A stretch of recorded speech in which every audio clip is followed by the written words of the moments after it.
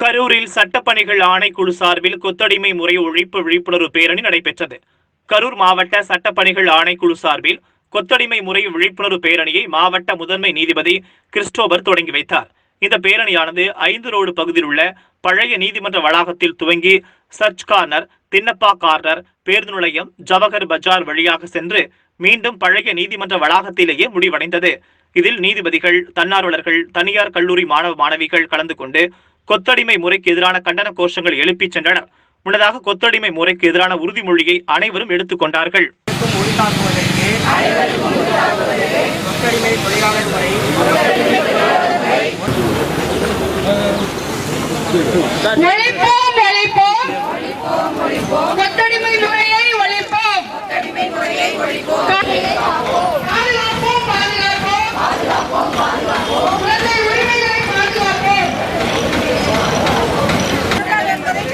அறிவோம் அறிவோம் அறிவோம் அறிவோம் மனித சுரண்டல் அடிப்படை உரிமைக்கு எதிரானது.